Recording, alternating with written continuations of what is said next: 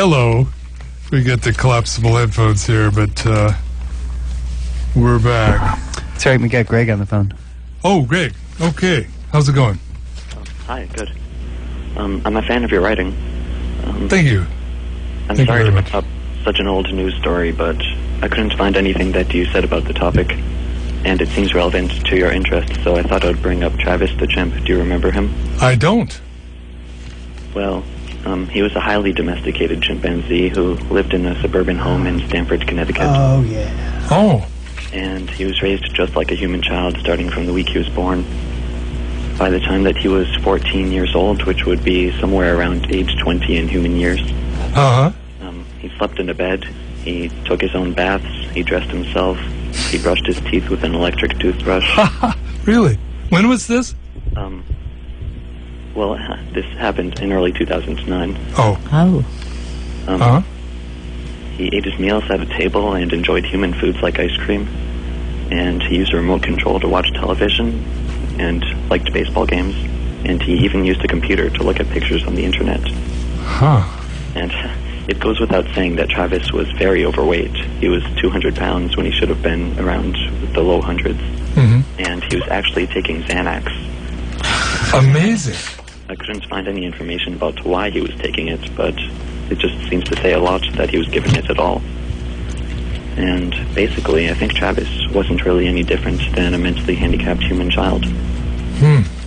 But anyway, one day in February 2009, he was acting very agitated, and at some point grabbed his owner's car keys, went outside and started beeping from car to car, apparently wanting to go for a car ride. And he was acting very aggressively, so his owner called her friend over to get her to help him to calm down and go back inside. And once she arrived, he immediately attacked her, and his owner tried to stop him, but couldn't, and she even resorted to stabbing him with a knife, but nothing worked. And she said that after she stabbed him, he looked at her as if to say, "Why'd you do that to me, Mom?" Because apparently that was what their relationship was like, no different than between a human mother and a human child. So after the stabbing, she called the police, who arrived 12 minutes after the attack, at which point her friend was pretty close to dead. And once the cruiser came up, Travis went over to it, tried to open the locked passenger door.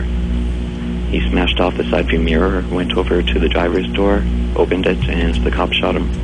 He fled back into the house, where he went to his playroom and bled to death. And this might not seem very relevant, but I'm bringing it up because afterward, everyone was condemning his owner for saying how irresponsible she was for raising a chimp like it was a child, and that she should have known something like this would happen because chimps aren't supposed to be living in civilization. They're supposed to be living in the wild among each other. But their criticism stops there, and the implication is that there's no way anything could have gone wrong in his life if he had been living in civilization as a human rather than a chimp. Ah, indeed. I'm so interested in Travis because he brings up questions about this whole process of child raising. Yeah. Isn't something which just happens to gently exist without us having to do anything, because every newborn child, human child, is born in a chimp-like state, and civilization is only sustained by conditioning them for years on end so that they'll accept it for what it is. And since we've gone through this conditioning, we can observe a human family raising a human child, and I'm sure that even you have trouble intuitively seeing it as something unnatural. But when we see a chimp in that position, we viscerally know that there's something profoundly wrong with the situation. And it's easy to say there's something wrong with it simply because it's a chimp, but what's the real difference between us and our closest relatives? Travis wasn't an untamed monster at all. He wasn't just feigning domestication, he was civilized. He was able to integrate into society. He was a chimp actor when he was younger, and his owner drove him around the city frequently in association with her towing business, where he met many different people and got along with everyone.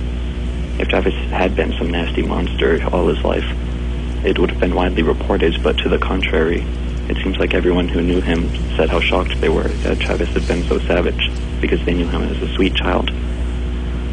And there were 2 isolated incidents early in his life when he acted aggressively, but summarizing them would take too long, so basically I'll just say that he didn't act really any differently than a human child would, and the people who would use that as an indictment against having chimps live as humans do wouldn't apply the same thing to humans, so it's just kind of irrelevant.